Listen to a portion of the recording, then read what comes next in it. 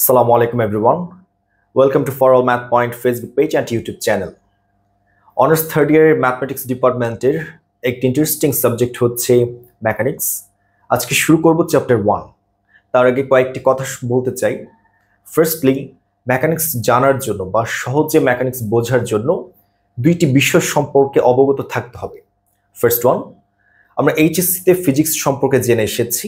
তাছাড়া honours first ইয়ারের নন major physics 1-এর প্রথম দিকের যে চ্যাপ্টারগুলো ছিল, যেমন ভেক্টর, কাজ, ক্ষমতা, শক্তি, বল, গতি সম্পর্কিত এই সকল ফ্যাক্টের সাথে ক্যালকুলাসের মধ্যবর্তী সম্পর্ক জাতীয় কিছু ডেফিনেশন ছিল এবং তাদের মধ্যবর্তী কিছু সূত্রের অংশ ছিল।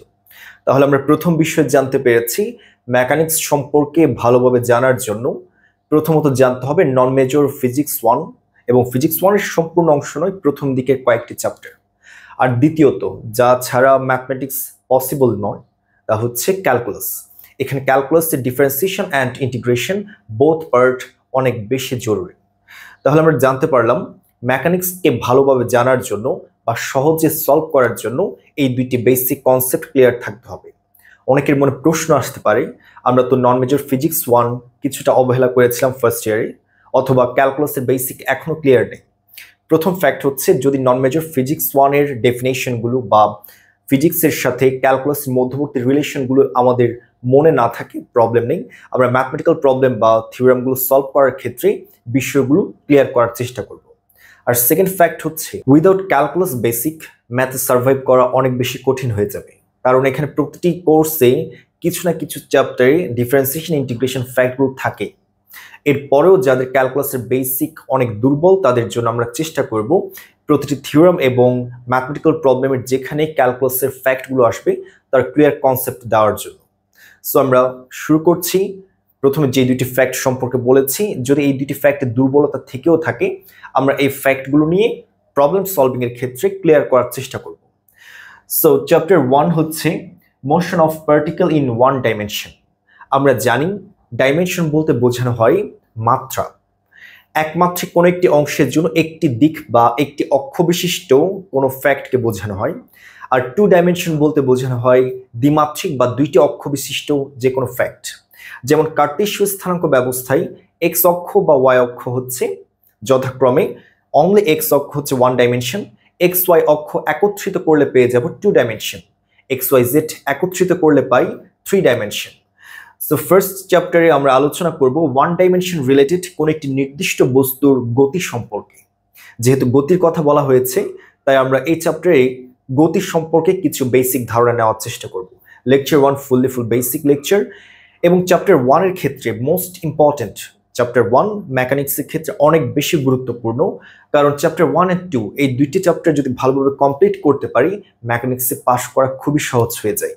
এখন ফ্যাক্ট হচ্ছে, চ্যাপ্টার 1-এ অনেক বেশি থিওরাম এবং প্রবলেম রয়েছে। আমরা কিভাবে এই সকল ফ্যাক্ট একত্রে জানতে পারবো, এর সমাধান হচ্ছে আজকের বেসিক ক্লাস। যদি বেসিক অংশটি আমরা ক্লিয়ার রাখতে পারি, তাহলে কিছু ম্যাথমেটিক্যাল ফ্যাক্ট অর্থাৎ ক্যালকুলাসের ডিফারেন্সিয়েশন অ্যান্ড ইন্টিগ্রেশনের কিছু সূত্র এবং তাদের সলভ সম্পর্কে জানতে পারলেই খুব সহজে এই চ্যাপ্টারের সকল ম্যাথমেটিক্যাল প্রবলেম এবং থিওরামগুলো খুব ভালোভাবে সলভ করতে পারবো। তাহলে আমরা আসি কিভাবে বেসিক অংশগুলো নিয়ে আলোচনা করব এবং এই একটি বেসিক ক্লাসের সাহায্যে সম্পূর্ণ চ্যাপ্টার কিভাবে কভার করা যায় তার সম্পর্কে আলোচনা করছি। সো আজকে আমাদের আলোচ্য বিষয় হচ্ছে বেসিক লেকচারে আমাদের অতি পরিচিত কয়েকটি টার্মস সম্পর্কে জানবো, যেখানে ফিজিক্সের সাথে ক্যালকুলাসের মধ্যবর্তী রিলেশন বিল্ড আপ করতে হয়। আমাদের অতি পরিচিত টার্মস হচ্ছে দূরত্ব এবং সরণ। দ্বিতীয় টপিকস হিসেবে থাকবে দ্রুতি, বেগ। নাম্বার 3, ত্বরণ। ত্বরণ সম্পর্কে জানার পর আমরা সরাসরি চলে যাব পিরিয়ডিক মোশন বা পর্যায়বৃত্ত গতি, এবং এরপর আমাদের কাঙ্ক্ষিত টপিকস সিম্পল হারমোনিক মোশন বা সরল চন্দিত গতি। সো ফ্যাক্টগুলো নিয়ে একটু আলোচনা করি। আমাদের মোস্ট ইম্পর্টেন্ট পার্ট হচ্ছে সিম্পল হারমোনিক মোশন। এই ফ্যাক্টটি ভালোভাবে জানতে পারলে সম্পূর্ণ চ্যাপ্টারের সকল বেসিক অংশ কভার হয়ে যাবে। আমরা প্রথম থেকে শুরু করছি। দূরত্ব বা সরণ বলতে কি বোঝায় আমরা সবাই জানি। ধরি একমাত্রিক কোন একটি নির্দিষ্ট অবস্থানের ক্ষেত্রে একটি পার্টিকেল আছে পি বিন্দুতে। তাহলে পি বিন্দু থেকে উক্ত কণাকে একটি নির্দিষ্ট অবস্থানের পরিবর্তন ঘটিয়ে কিউ অবস্থানে নিয়ে আসা হলো, যাদের মধ্যবর্তী পার্থক্য বা অবস্থানের পার্থক্য হচ্ছে 10 মিটার। তখন আমরা এই ক্ষেত্রে কোন একটি নির্দিষ্ট বস্তুর অবস্থানের পরিবর্তন করা হলে এখানে যে ফ্যাক্ট ঘটে তাকে বলা হয় দূরত্ব বা ডিস্টেন্স। ঠিক সেম ফ্যাক্ট যদি আমরা এইভাবে বিবেচনা করি, ওয়ান ডাইমেনশন একটি অবস্থানের ক্ষেত্রে একটি পার্টিকেল আছে পি বিন্দুতে, এবং পি বিন্দুতে অবস্থানরত কণাকে যদি অবস্থানের পরিবর্তন ঘটিয়ে কিউ বিন্দুতে আনা হয়, যেখানে তাদের মধ্যবর্তী অবস্থানের পার্থক্য 10 মিটার, কিন্তু এই ক্ষেত্রে তাদের মানসমূহ যাবে একটি নির্দিষ্ট দিকে। ধরি তার নির্দিষ্ট নর্থ অংশে যাচ্ছে, তখন এই ফ্যাক্টকে বলা হবে সরণ বা ডিসপ্লেসমেন্ট। তাহলে বিষয়টি একটু ভালো করে বোঝার চেষ্টা করি। যদি নির্দিষ্ট দিক উল্লেখ থাকে তখন আমরা তাকে বলবো সরণ, ডিসপ্লেসমেন্ট। এই সকল ফ্যাক্ট আমরা সবাই জানি। আমার মূল টার্গেট হচ্ছে সিম্পল হারমোনিক মোশন, এবং এখানে যাওয়ার জন্য বেসিক অংশগুলো আমরা একটু ক্লিয়ার করার চেষ্টা করছি। ধরি দূরত্বকে প্রকাশ করা হচ্ছে এক্স দ্বারা, x is equal to 10 metre. ঠিক সেম ভাবে আমরা যদি 10 মিটারকে এক্স দ্বারা প্রকাশ করতে চাই, সবকিছুই সেম থাকবে, ডিরেকশন বোঝানোর জন্য ভেক্টর সাইন ইউজ করতে হবে। তাহলে x is equal to 10 metre যা দূরত্ব প্রকাশ করে, এক্স ভেক্টর রাশি ইকুয়াল টু 10 মিটার দ্বারা বোঝানো হয়েছে ডিসপ্লেসমেন্ট বা সরণ। এরপর নেক্সট টার্গেট হচ্ছে ধ্রুতি। কোন একটি নির্দিষ্ট বস্তু পি অবস্থান থেকে কিউ অবস্থানে যাওয়ার জন্য একটি নির্দিষ্ট সময়ের প্রয়োজন। আমরা ধরি এখানে সময়ের প্রয়োজন হয়েছে 2 সেকেন্ড। 2 সেকেন্ডে একটি নির্দিষ্ট কণা পি অবস্থান থেকে কিউ অবস্থানে যেতে 10 মিটার দূরত্ব অতিক্রম করতে সময়ের প্রয়োজন 2 সেকেন্ড। যদি প্রশ্ন করা হয় একক সময়ে উক্ত বস্তুটি কত দূরত্ব অতিক্রম করে, তখনই আমরা পেয়ে যাব ধ্রুতি বা স্পিডের ডেফিনেশন। স্পিড। তাহলে আমরা ডেফিনেশনটি একটু ব্যাখ্যা করার চেষ্টা করছি। কোন একটি নির্দিষ্ট সময়ে অর্থাৎ 2 সেকেন্ডে অতিক্রান্ত দূরত্ব হচ্ছে 10 মিটার। আমাদের ডেফিনেশন ছিল একক সময়ে কোন একটি বস্তুর অবস্থানের পরিবর্তনকে বলা হয় ধ্রুতি। সো আমরা এখানে লিখব একক সময় মানে হচ্ছে 1 সেকেন্ড। 1 সেকেন্ড থেকে পাই 10 মিটার ডিভাইডেড বাই 2 সেকেন্ড, যেখানে উপরের অংশে 10 মিটার দ্বারা বোঝানো হয়েছে তাদের মধ্যবর্তী অতিক্রান্ত দূরত্ব, যাকে আমরা এক্স দ্বারা প্রকাশ করেছি, আর 2 সেকেন্ড হচ্ছে সময় টি। এবং ধ্রুতিকে আমরা চাইলে ভি দ্বারা প্রকাশ করতে পারি, এবং ধ্রুতি হচ্ছে একটি স্কেলার রাশি, যেহেতু স্কেলার ডিস্টেন্স থেকেই স্পিডের মান নির্ণয় করা হয়েছে। ঠিক সেম ভাবে আমরা যদি বিষয়টি সরণের ক্ষেত্রে বিবেচনা করতে চাই, তখন আমরা দেখব ধরি কোন একটি নির্দিষ্ট বস্তু নর্থ সাইডে পি থেকে কিউ অবস্থানে 10 মিটার সরণ অতিক্রম করার জন্য সময়ের প্রয়োজন হয়েছে ঠিক সেম 2 সেকেন্ড। তাহলে এই ক্ষেত্রে যদি আমরা একটি নতুন ডেফিনেশন সম্পর্কে জানতে চাই, একক সময়ে কোন একটি বস্তুর সরণের পরিবর্তনকে বলা হয় বেগ, অথবা ভিন্নভাবে আমরা বলতে পারি সময়ের সাথে সরণের পরিবর্তনের হারকে বলা হয় বেগ। ঠিক সেম ভাবে আমরা এখানে লিখতে পারবো বেগ বা velocity is equal two, definition থেকে পাই 2 সেকেন্ডে অতিক্রান্ত সরণ হচ্ছে 10 মিটার। আমাদের প্রয়োজন একক সময়, তাহলে 1 সেকেন্ডে অতিক্রান্ত সরণ হচ্ছে 10 মিটার ডিভাইডেড বাই 2 সেকেন্ড, যেখানে 10 মিটার হচ্ছে সরণ যাকে প্রকাশ করবো এক্স ভেক্টর রাশি দ্বারা, এবং নিচের অংশে আছে 2 সেকেন্ড যার সময় টি এর মান। আমরা জানি একটি ভেক্টর রাশির মধ্যে দুই ধরনের ফ্যাক্ট বিদ্যমান থাকে, first one direction, second one value. আমাদের প্রয়োজন এখানে মান, তাই ডিরেকশন সাইন দেওয়ার কোনো প্রয়োজন নেই। তাহলে আমরা চাইলে এখানে এক্স ভেক্টর রাশির পরিবর্তে এক্স হিসেবে বিবেচনা করতে পারি। এবার ফ্যাক্ট হচ্ছে ধ্রুতির সমান আমরা এখানে মান পাচ্ছি, যদি ক্যালকুলেশন করি 5 মিটার পার সেকেন্ড, আর ব্যাক সমান মান পাচ্ছি 5 মিটার পার সেকেন্ড। উভয় অংশের ক্ষেত্রে সেম মান পাওয়া গেলেও এই ক্ষেত্রে কোনো নির্দিষ্ট ডিরেকশন নেই, কিন্তু এখানে অবশ্যই একটি নির্দিষ্ট ডিরেকশন রয়েছে, নর্থ সাইড।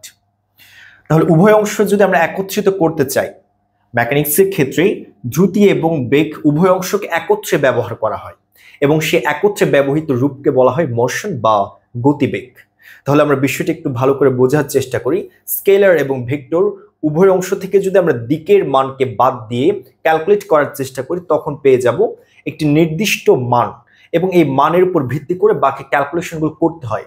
যেহেতু ডিরেকশন সাইন নিয়েই ম্যাথমেটিক্সের সকল ম্যাথমেটিক্যাল প্রবলেম এবং থিওরামগুলো সলভ করতে হয়, তাহলে আমরা বুঝেই নিব এখানে প্রতিটি ফ্যাক্ট হচ্ছে সরণ, কিন্তু বারবার সরণ বলার কোনো প্রয়োজন নেই প্রশ্নের অংশে। যদি প্রশ্নে বলা হয় দুইটি বস্তুর মধ্যবর্তী অতিক্রান্ত দূরত্ব, তখন আমরা বুঝে নেব এখানে আলটিমেটলি একটি নির্দিষ্ট দিকে সরণকে বোঝানো হয়েছে। সো আমরা এখন উভয় ফ্যাক্ট অর্থাৎ দ্রুতি এবং বেগ উভয় অংশকে একত্রে মেকানিক্সে ব্যবহার করব মোশন হিসেবে বা গতিবেগ। আশা করি কনসেপ্টটি ক্লিয়ার হয়েছে।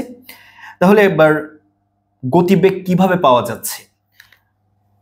উপরের অংশে পাচ্ছি 10 মিটার, নিচের অংশে আছে 2 সেকেন্ড। এখানে 10 মিটার হচ্ছে অবস্থানের পরিবর্তন, আর নিচের অংশে 2 সেকেন্ড হচ্ছে এই অবস্থান পরিবর্তন হতে প্রয়োজনীয় সময়। আমরা উভয় ফ্যাক্টকে একত্রিত করে একটি ম্যাথ সলভ করব, যেখান থেকে বুঝতে পারবো কিভাবে ক্যালকুলাসের সাথে এই ডেফিনেশনগুলো একত্রিত হয়েছে। আমরা একটি ছোট এক্সাম্পলের সাহায্যে ক্যালকুলাসের মধ্যবর্তী রিলেশন বিল্ড আপ করার চেষ্টা করছি। ধরি কোনো একটি নির্দিষ্ট অবস্থান, একটি ওয়ান ডাইমেনশন দেখানো হয়েছে। এখানে এই পয়েন্ট হচ্ছে ইনিশিয়াল পয়েন্ট বা আদি বিন্দু, ইনিশিয়াল পয়েন্ট, এবং ইনিশিয়াল পয়েন্টের ক্ষেত্রে বস্তুটির কোনো অবস্থানের পরিবর্তন হয়নি, তাহলে আমরা বলতে পারবো x is equal to 0। যেহেতু এখনো এখানে অবস্থিত কণাটির কোনো যাত্রা শুরু হয়নি, তাহলে তার অতিক্রান্ত সময়ের মান হবে 0, t is equal to 0। ধরি একটি নির্দিষ্ট সময় পর বস্তুটির অবস্থানের পরিবর্তন হয়েছে। ভুলবশত আমরা প্রথম ক্ষেত্রে তার ক্যালকুলেশনগুলো করতে পারি। একটি নির্দিষ্ট অবস্থান অতিক্রম করার পর এখানে আসলো, এবং এখানে আসতে তার সময়ের প্রয়োজন হয়েছে t1 is equal to 2 second, এবং এই পয়েন্টে আসার জন্য তার অতিক্রান্ত দূরত্বের মান হচ্ছে x is equal to 10 metre. এরপর থেকে আমরা হিসেব করব কিভাবে তার মানগুলো পরিবর্তন হচ্ছে। তাহলে আমরা ধরি পরবর্তী ক্ষেত্রে, অর্থাৎ এর পরবর্তী আরেকটি ফ্যাক্ট কাউন্ট করব। বস্তুটি t1 অর্থাৎ এই পয়েন্ট থেকে অবস্থানে পরিবর্তন হয়ে দ্বিতীয় আরেকটি পয়েন্টে চলে আসে, এবং এই পয়েন্টে আসার পর তার সময় এখানে ছিল 2 সেকেন্ড, আর এখানে আসার পর সময়ের মান হয়ে গেল ধরি 5 সেকেন্ড, এবং এখানে ছিল x equal to 10 মিটার, আর এখানে অতিক্রান্ত দূরত্বের মান হয়ে গেল x equal to 40 মিটার। বিষয়টি একটু ভালো করে বোঝার চেষ্টা করি। ধরি এই পয়েন্টে x এর মান হচ্ছে x1, এই পয়েন্টের জন্য x এর মান ধরে নিলাম x2। এবার ফ্যাক্ট হচ্ছে আমরা গতিবেগের ডেফিনেশন থেকে জানতে পেরেছি একক সময়ে অবস্থানের পরিবর্তনের হারকে বলা হয় গতিবেগ। তাহলে গতিবেগের ডেফিনেশন থেকে বিষয়টি যদি এভাবে চিন্তা করেন, সময়ের পরিবর্তন হয়েছে t2 minus t1, সময়ের পরিবর্তন t2 minus t1, যাকে আমরা প্রকাশ করতে পারি del t হিসেবে। তাহলে বিষয়টি একটু ভালো করে লক্ষ্য করি। আমাদের মূল টার্গেট সিম্পল হারমোনিক মোশনের দিকে আমরা এগিয়ে যাচ্ছি। তাহলে সময়ের পরিবর্তন del t is equal to t2 minus t1, এবং দ্বিতীয় ফ্যাক্ট হচ্ছে অবস্থানের পরিবর্তন x2 minus x1 is equal to del x। অবস্থানের পরিবর্তন বা সরণের পরিবর্তন বলতে পারি, সরণ দূরত্ব যে কোনো একটি ফ্যাক্ট বলা যাবে, তাদের পরিবর্তন del x is equal to x2 minus x1। সরণের পরিবর্তনের সাথে সময়ের পরিবর্তনকে ভাগ করলে পেয়ে যাব আমাদের কাঙ্ক্ষিত রাশি গতিবেগ। গতিবেগ যাকে v দ্বারা প্রকাশ করতে পারি, v is equal to del x divided by del t is equal to x2 minus x1 divided by t2 minus t1। x2 minus x1 t2 minus t1 এর স্থলে তাদের মান বসে পাই 40 minus 10 is equal to 30, 5 minus 2 is equal to 3, কাটাকাটি যাওয়ার পর অবশিষ্ট থাকবে 10, একক হচ্ছে মিটার পার সেকেন্ড। যাই হোক, আমরা গতিবেগের একটি নির্দিষ্ট রাশিমালা পেয়েছি। আমরা জানি ডিফারেন্সিয়েশনের মূল ফ্যাক্ট নিয়ে আমরা আলোচনা করব না, মেকানিক্সে যতটুকু ক্যালকুলাস প্রয়োজন আমরা ঠিক সেম বিষয়গুলোতে ফোকাস করার চেষ্টা করব। আমরা জানি ক্যালকুলাসের ডিফারেন্সিয়েশন পার্টকে বোঝানো হয় কোন একটি নির্দিষ্ট বস্তুর পার্থক্য। যদি বৃহৎ পার্থক্য আসে তখন আমরা সচরাচর ব্যবহার করার চেষ্টা করি ডেলের মান, অথবা নেবলা সাইনও বলা হয়। কিন্তু নেবলা সাইন হচ্ছে, একটু ভালো করে লক্ষ্য করি, ডিফারেন্সিয়াল অপারেটরকে বলা হয় নেবলা সাইন বাই ডেল, অথবা এই ত্রিভুজ এবং নেবলার মধ্যবর্তী হিউজ ডিফারেন্স আছে, বিষয়টি ভালো করে মাথায় রাখতে হবে। যদি ক্ষুদ্র পার্থক্য, যদি বৃহৎ পার্থক্য বোঝানো হয় আমরা এই সাইন ব্যবহার করি, বৃহৎ পার্থক্য। আর ক্ষুদ্র পার্থক্য বোঝানোর জন্য ডি সাইন ব্যবহার করা হয়, ক্ষুদ্র পার্থক্য অথবা ছোট পার্থক্য।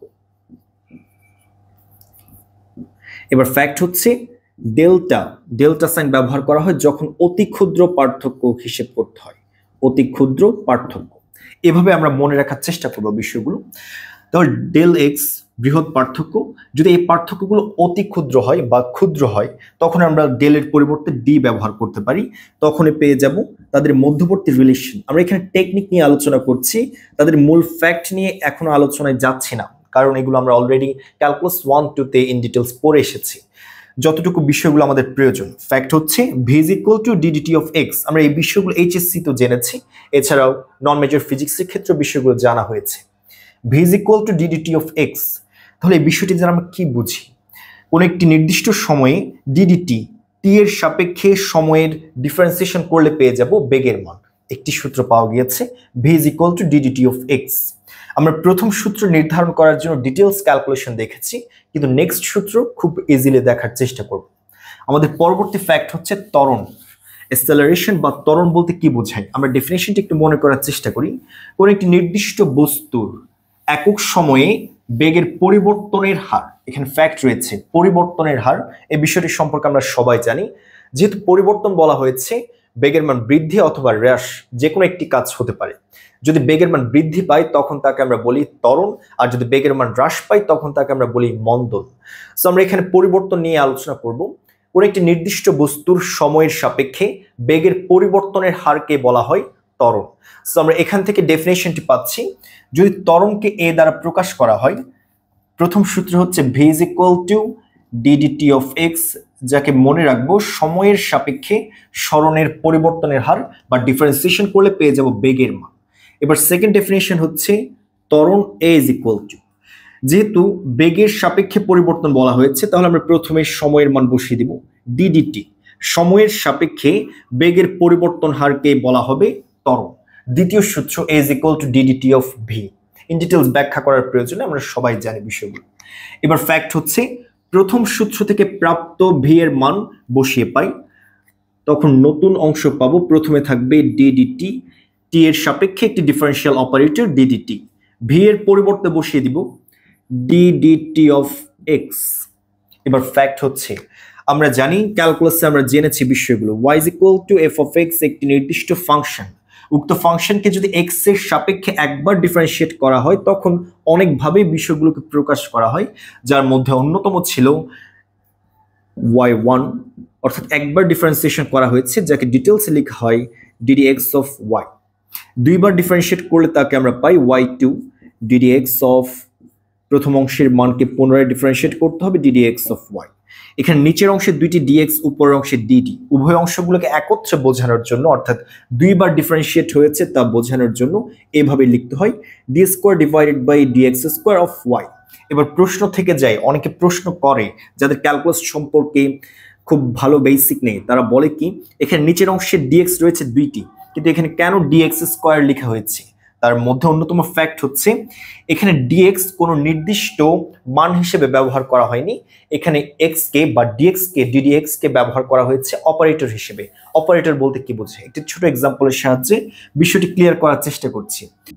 sin θ is equal to 1 by square root of 2, উভয় পক্ষে স্কয়ার করলাম, তখন তার রেজাল্ট পাওয়া যায়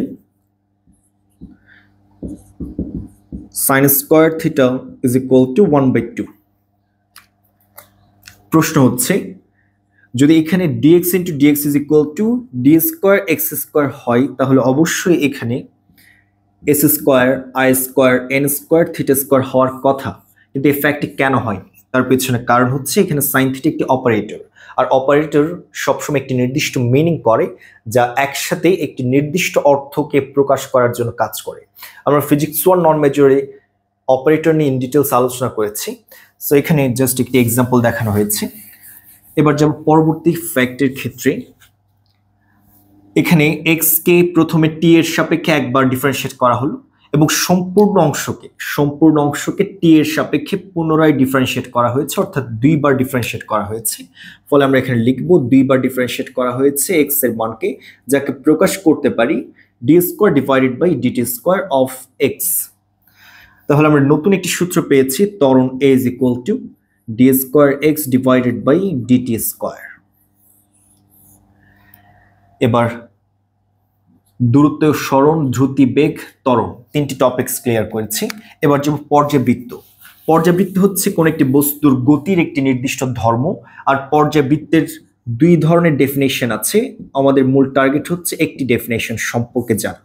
আমরা সবাই জানি পিরিয়ডিক বা পর্যাবৃত্তকে দুইভাবে বিভক্ত করা হয়। ফার্স্ট ওয়ান কালিক পর্যাবৃত্ত, সেকেন্ড ওয়ান স্থানিক পর্যাবৃত্ত। কোন একটি নির্দিষ্ট সময়ের সাপেক্ষে যদি কোন একটি কাজ বারবার রিপিট হতে থাকে তখন তাকে বলা হয় কালিক পর্যাবৃত্ত। আর যদি কোন একটি নির্দিষ্ট স্থানের সাপেক্ষে কোন একটি কাজ বারবার রিপিট হতে থাকে তাকে বলা হয় পর্যাবৃত্ত। এই সম্পর্কে আমরা ইন ডিটেলস জানি। আমাদের ফ্যাক্ট হচ্ছে এখানে কালিক অংশটি প্রয়োজন হবে, স্থানিক অংশটি তেমন একটি প্রয়োজন নেই। তবু আমরা স্থানিক অংশের জন্য একটি সিম্পল এক্সাম্পল দিতে পারি। আমরা জানি ফ্লাইওভারের ক্ষেত্রে একটি নির্দিষ্ট অংশে একটি পিলার রয়েছে, তার ঠিক সেম দূরত্ব অতিক্রম করে যদি আরেকটি পিলার অবস্থান করে, ধরি একটি পিলার থেকে অন্য একটি পিলারের মধ্যবর্তী দূরত্ব হচ্ছে 20 মিটার, জাস্ট ফর এক্সাম্পল, এবং এর পরবর্তী পিলারের দূরত্ব হচ্ছে 20 মিটার, তখন এই ধরনের অংশগুলোকে বলতে পারবো স্থানিক পর্যাবৃত্ত। আর কালিক পর্যাবৃত্ত বলতে আমরা বুঝে নেব আমাদের সবার একদম পরিচিত একটি এক্সাম্পল হচ্ছে ঘড়ির ক্ষেত্রে ধরি মিনিটের কাঁটা যখন 12-এ আছে, ঠিক সেম মিনিটের কাঁটা সম্পূর্ণ পথ অতিক্রম করে 60 মিনিট পর ঠিক সেম 12 স্থানে চলে আসবে, তখন এই ধরনের অংশগুলোকে বলা হয় পর্যাবৃত্ত গতি। এছাড়াও আরো অনেকগুলো এক্সাম্পল রয়েছে এবং ডেফিনেশনগুলো সম্পর্কে আমরা জানি। আমাদের মূল ফ্যাক্ট হচ্ছে সিম্পল হারমোনিক মোশন। পর্যাবৃত্ত গতি যদি একটি স্পেসিফিক কন্ডিশন মেনটেন করে তখন তাকে আমরা বলবো সরল ছন্দিত স্পন্দন গতি। তাহলে ফ্যাক্ট একটু ভালো করে বোঝার চেষ্টা করি। পর্যাবৃত্ত গতির বা পর্যাবৃত্ত ধর্মের একটি শাখা হচ্ছে সিম্পল হারমোনিক মোশন। তাহলে আমরা বলতে পারবো সকল সিম্পল হারমোনিক মোশন অবশ্যই পর্যাবৃত্ত গতি হবে, কিন্তু পর্যাবৃত্ত সকল গতি কখনোই সিম্পল হারমোনিক মোশন হতে পারে না। তাহলে এবার প্রশ্ন থেকে যাই, সিম্পল হারমোনিক মোশন হওয়ার জন্য কন্ডিশনটা কি, এবং এই কন্ডিশন সম্পর্কে জানার জন্য আমরা এক্সাম্পলটি একটু ভালো করে লক্ষ্য করি। মিনিটের কাঁটা যখন 12 থেকে সম্পূর্ণ পথ অতিক্রম করে আবার 12 আসে, তখন তার সময়ের প্রয়োজন হয়েছে 60 মিনিট, এবং এই মিনিটের অংশটি হচ্ছে এই বস্তুর জন্য, অর্থাৎ একটি ঘড়ির মিনিটের কাঁটার জন্য এই 60 মিনিট হচ্ছে একটি পর্যায়কাল। কারণ তার সম্পূর্ণ পথ অতিক্রম করে আবার ঠিক সেম পয়েন্ট আসার জন্য যে সময়ের প্রয়োজন হয় তাকে বলা হয় কোন একটি নির্দিষ্ট বস্তুর জন্য পর্যায়কাল বা দোলনকাল। আমরা এখানে বলতে পারবো তাহলে 60 মিনিট হচ্ছে মিনিটের কাঁটার জন্য দোলনকাল বা পর্যায়কাল। এবার ফ্যাক্ট হচ্ছে এই পর্যায়কালের সাথে সিম্পল হারমোনিক মোশনের রিলেশন হচ্ছে যদি এমন ভাবে কোন একটি বস্তু বিল্ড আপ করা হয়। আমরা একটা এক্সাম্পল দেখবো, জাস্ট ডেফিনেশনটা একটু জেনে রাখি এবং কন্ডিশনটি। আর সিম্পল হারমোনিক মোশনের যে ডেফিনেশন পরীক্ষায় লিখতে হবে তা আমরা বই থেকে দেখে নিব। ম্যাথ এবং থিওরাম সলভ করার জন্য যে ফ্যাক্টগুলো প্রয়োজন তা ক্লিয়ার করার চেষ্টা করছি। তাহলে সিম্পল হারমোনিক মোশনের ক্ষেত্রে কন্ডিশনটি হচ্ছে যদি কোন একটি বস্তুর পর্যাবৃত্ত গতি এমন হয় যে তার পর্যায়কালের অর্ধেক সময়, এখানে 60 মিনিটস ছিল, তার অর্ধেক সময় হচ্ছে 30 মিনিটস। কোন একটি নির্দিষ্ট পর্যাবৃত্ত গতিসম্পন্ন কণার গতিপথ যদি এমন হয় তার সম্পূর্ণ দোলনকাল বা পর্যায়কালের অর্ধেক সময় যে কোনো একদিকে এবং বাকি অর্ধেক সময় তার বিপরীত দিকে গমন করলে এই ধরনের গতিকে বলবো সরল চন্দিত স্পন্দন গতি। তার উৎকৃষ্ট কয়েকটি এক্সাম্পল রয়েছে, তার মধ্যে আছে দোলনা, এছাড়াও আছে সরল দোলক। আমরা সরল দোলকের সাহায্যে বিষয়টি একটু ভালো করে বোঝার চেষ্টা করছি।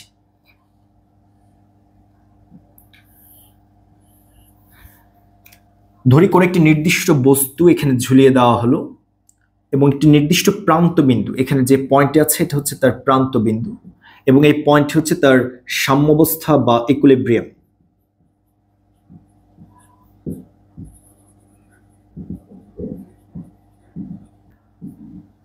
কর্নার। সাম্যাবস্থা থেকে কোনো একটি নির্দিষ্ট বস্তুকে যদি প্রান্তে নিয়ে আসার পর ছেড়ে দেওয়া হয় তখন অভিকর্ষের টানের ফলে বস্তুটি একটি গতিপ্রাপ্ত হবে এবং গতিপ্রাপ্ত হওয়ার পর তার সাম্যাবস্থানে আসবে। কিন্তু এই অবস্থানে আসার পর গতি জড়তার কারণে বস্তুটি স্থির হবে না, তা উপরের দিকে চলে যাবে।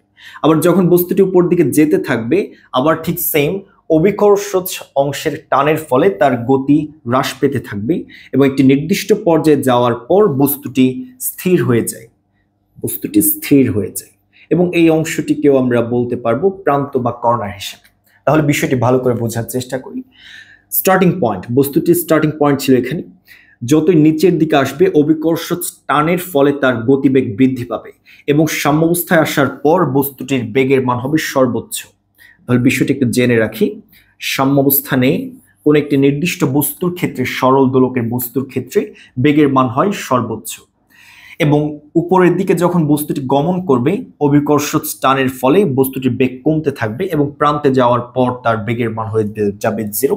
তাহলে আমরা বলতে পারবো প্রান্তের ক্ষেত্রে বেগের মান 0, উভয় অংশের ক্ষেত্রে প্রযোজ্য। এবার ফ্যাক্ট হচ্ছে এখানে বস্তুটির বেগ 0 হয়ে যাওয়ার পর যখন স্থির হয়ে যাবে আবার ঠিক সেম ভাবে অভিকর্ষজ অংশের টানের ফলে বস্তুটি নিচের দিকে চলে আসবে। সাম্যাবস্থায় আসার পর তার বেগের মান হবে সর্বোচ্চ, গতি জড়তার কারণে আবার বস্তুটি ঠিক সেম ভাবে উপরের দিকে চলে যাবে। তাহলে ফ্যাক্ট ভালো করে বোঝার চেষ্টা করি। আমরা জানি পর্যাবৃত্ত অংশের কন্ডিশন হচ্ছে কোন একটি নির্দিষ্ট বস্তু একটি নির্দিষ্ট পয়েন্ট থেকে যাত্রা শুরু করে সম্পূর্ণ পথ অতিক্রম করে আবার যদি ওই পয়েন্টে চলে আসে এবং নির্দিষ্ট সময় পর পর বারবার ওই পয়েন্টকে অতিক্রম করতে থাকে, তখন এই ধরনের গতিগুলোকে বলা হয় পর্যাবৃত্ত গতি। এবং স্পেশাল কন্ডিশন ছিল একটি নির্দিষ্ট বস্তু যাত্রা শুরু করলো আবার ঠিক সেম ভাবে তার আগের অবস্থানে ফিরে আসে। এই সম্পূর্ণ যাত্রা অতিক্রম করার জন্য যেই মোট সময়ের প্রয়োজন তাকে বলা হয় দোলনকাল।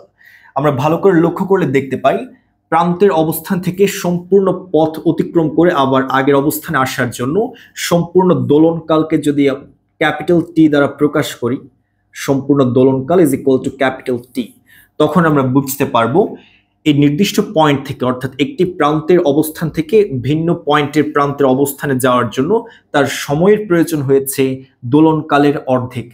সো আমরা বলতে পারবো প্রান্ত 1, 1 নম্বর প্রান্ত থেকে 2 নম্বর প্রান্তে যাওয়ার জন্য মোট সময়ের প্রয়োজন হয়েছে t/2, সম্পূর্ণ অবস্থানের জন্য t/2। আবার ঠিক সেম ভাবে প্রান্ত নাম্বার 2 থেকে 1 নম্বর প্রান্তে আসার জন্য সময়ের প্রয়োজন হয়েছে t/2, যা সিম্পল হারমোনিক মোশনের কন্ডিশন ফুলফিল করেছে। তাহলে আমরা কন্ডিশনটি একটু লিখে রাখি।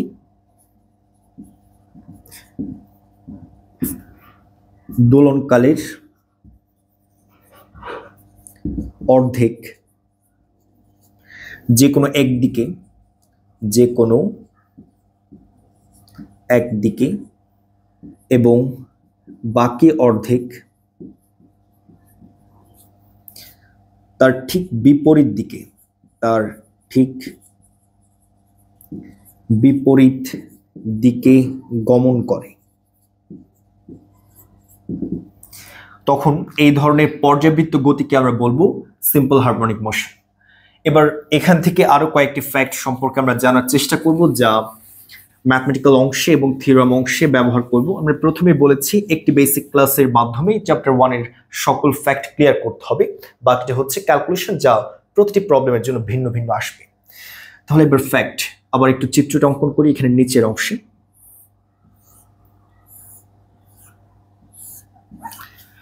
ধরি নির্দিষ্ট বস্তু যাত্রা শুরু করলো, সাম্যাবস্থানে আসলো, আবার ঠিক সেম এখানে, তাহলে 1।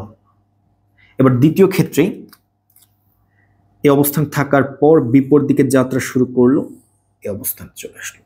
ধরি বস্তুটির দোলনকালকে ক্যাপিটাল টি দ্বারা প্রকাশ করা হয়েছে, দোলনকাল ইজ ইকুয়াল টু ক্যাপিটাল টি।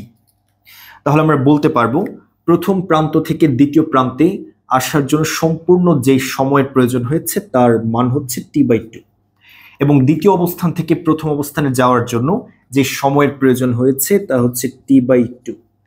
এবার বিষয়টি ভালো করে বোঝার চেষ্টা করি। t/2 হচ্ছে একটি প্রান্ত থেকে বিপরীত প্রান্তে যাওয়ার সম্পূর্ণ সময়। এবার এই সময়কে যদি আমরা ঠিক অর্ধেক ভাগে বিভক্ত করি তখন পাবো এই পয়েন্ট। ধরি এই পয়েন্ট হচ্ছে P, সাম্যাবস্থানের পয়েন্ট হচ্ছে কিউ, এ পয়েন্ট হচ্ছে আর। পি থেকে কিউ পর্যন্ত আসার জন্য যে সময়ের প্রয়োজন তা হচ্ছে t/2 এর অর্ধেক, এবং t/2 এর অর্ধেক হচ্ছে t/4। তাহলে আমরা বলতে পারবো পি থেকে কিউতে যাওয়ার মোট সময়ের মান হচ্ছে t/4, এবং 4 কে যদি পক্ষান্তর করি তখন পাই t = 4 × pq। তাহলে এখান থেকে আমরা একটি ডেফিনেশন ক্রিয়েট করতে পারবো, তা হচ্ছে যা ম্যাথমেটিক্যাল অংশে অনেকবার প্রয়োজন হবে।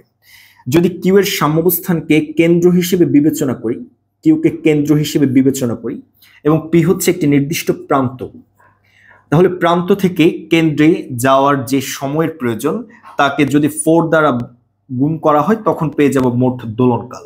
তাহলে সূত্রের অংশটি আবার ভালো করে বোঝার চেষ্টা করি। যে কোনো একটি নির্দিষ্ট পয়েন্ট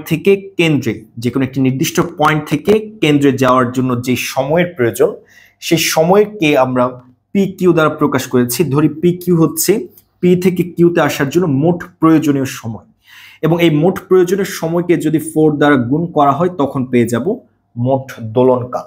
এবং এই কনসেপ্টের উপর ভিত্তি করে এই চ্যাপ্টারে অনেকগুলো প্রবলেম সলভ করতে হবে, অর্থাৎ দোলনকাল নির্ণয় করার জন্য এই কনসেপ্টটি বারবার ব্যবহার করতে হয়। এবার যাব আমাদের নেক্সট টপিকস। আমরা জানি সিম্পল হারমোনিক মোশনের ক্ষেত্রে একটি স্পেশাল বৈশিষ্ট্য রয়েছে, ত্বরণ তার সরণের বিপরীত মানের সমানুপাতিক, অর্থাৎ a সমানুপাতিক -x। এখানে a হচ্ছে ত্বরণ এবং x হচ্ছে সরণ। তাহলে এখানে a এর পরিবর্তে আমরা ব্যবহার করতে পারি তার ডিফারেনশিয়াল প্রকাশ d² x / dt² সমানুপাতিক -x। এখানে আমরা চাইলে মাইনাস সাইন ইউজ করতে পারি, অথবা কনস্ট্যান্ট মান বসানোর পরেও মাইনাস সাইন ব্যবহার করা যায়। বোথ রুলস আর কারেক্ট। নেক্সট ফ্যাক্ট, এরপর আসছে d² x / dt²। সমানুপাতিক সাইনকে যদি তুলতে চাই বা সমান চিহ্নে কনভার্ট করতে চাই তখন একটি কনস্ট্যান্ট প্রয়োজন। আমরা এখানে কনস্ট্যান্ট হিসেবে কাউন্ট করব মিউ। কনস্ট্যান্ট হিসেবে কাউন্ট করা হয়েছে মিউ, তার সামনে একটি মাইনাস সাইন বসিয়ে দিতে পারবো। এরপর দ্বিতীয় অংশে থাকবে এক্স। তাহলে এখান থেকে পাই সিম্পল হারমোনিক মোশনের ক্ষেত্রে একটি স্পেশাল বৈশিষ্ট্য হচ্ছে d² x / dt² - μ of x, যেখানে মিউ হচ্ছে একটি আরবিটারি কনস্ট্যান্ট, ধ্রুবক। তাহলে আজকের লেকচারের নিয়মগুলো ইন ডিটেলস আলোচনা করা হয়েছে। যেই সূত্রগুলো আমাদের প্রয়োজন হবে তা একটু রিভিউ করি। প্রথম সূত্র হচ্ছে বেগের মান। সময়ের সাপেক্ষে সরণের পরিবর্তনকে বলা হয় বেগ। v = ddt of x, এবং এখান থেকে আমরা দেখিয়েছি ত্বরণ a = d² x / dt²। Simple harmonic মোশনের ক্ষেত্রে তার বৈশিষ্ট্য হচ্ছে d² x / dt² - μ of x। তাছাড়া স্পেশাল নিয়ম, দোলনকাল নির্ণয় করার জন্য মান হচ্ছে একটি নির্দিষ্ট প্রান্তবিন্দু বা নির্দিষ্ট অবস্থান থেকে কেন্দ্রের মধ্যবর্তী অংশ অতিক্রম করার জন্য প্রয়োজনীয় সময় যদি স্মল টি হয় তখন সম্পূর্ণ দোলনকাল ক্যাপিটাল T = হবে 4 × স্মল t। এবং এই নিয়মগুলোর সাহায্যেই চ্যাপ্টার 1 খুব ভালোভাবে কমপ্লিট করতে পারবো। নেক্সট লেকচার থেকে প্রথমে কিছু থিওরেম এবং এই থিওরেমগুলোর মান বিবেচনা করে ম্যাথমেটিক্যাল প্রবলেম সলভ করতে হবে।